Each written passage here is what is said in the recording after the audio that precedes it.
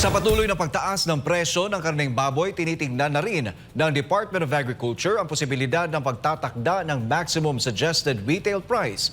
Hindi lang sa retail market, kundi pati na rin sa farm gate level ng karneng baboy. Pero kung ang isang grupo naman ang tatanungin, ang problema sa walang humpay na taas presyo nito ay wala naman daw sa farm gate o retail. Si Sheena Torno sa kanyang report.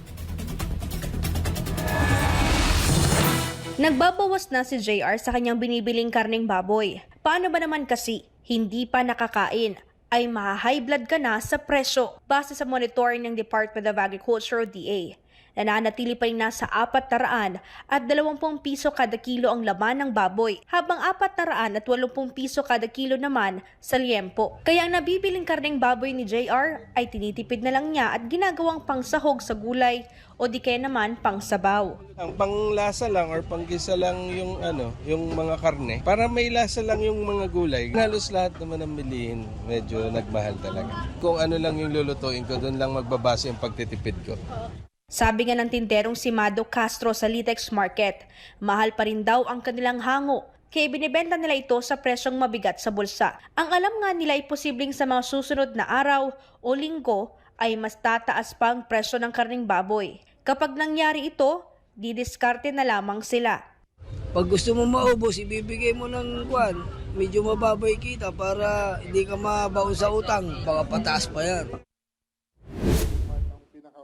Nauna nang sinabi ni Agriculture Secretary Francisco Chu Laurel Jr. na hindi sa retail ang dahilan kung bakit napakamahal ng karneng baboy sa merkato. Sa text message na nasabing kalihim sa SMNI News, sinabi niyang tinitignan na rin nila ang posibilidad na maglagay ng maximum suggested retail price o MSRP sa farm gate. Bukod pa ito sa unang plano ng DA kasunod ng pagpupulong kasama mga industry player na nagtatakda ng MSRP sa retail. Dapat naglalaro lang daw sa 200 piso hanggang 200 at 20 piso ang farm gate price sa karneng baboy. Kapag nangyari yan, dapat bumaba raw sa 3 piso hanggang 5 piso ang presyo nito sa mga pamilihan.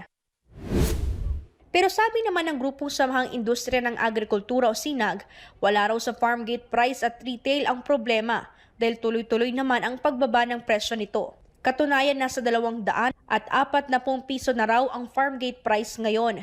Hindi inaalis ng SINAG ang posibilidad na baka sa biyahero ang dahilan kung bakit tumataas ang presyo ng karneng baboy.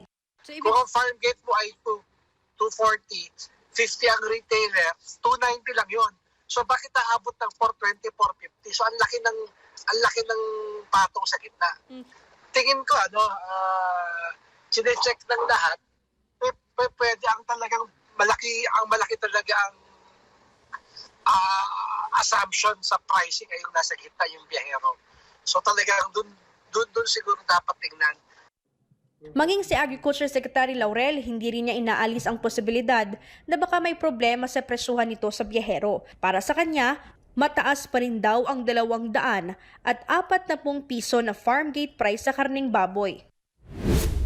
Gayunpaman, nilinaw ng Department of Agriculture na sa ngayon patuloy nilang kinukonsulta mga stakeholders sa industriya para matukoy ang makatarungang presyuhan na hindi makasasama sa mga hog raiser at magbibigay ng abot kayang presyo sa mga mamimili. Ang MSRP dun sa retail, put on hold yun until ma-review lahat ng cost structures from producers, bayeros hanggang retail. Timeline yun, sir. Ang timelines is within 2 weeks. Magre-report back ulit, magfe-feedback yung mga industry stakeholders.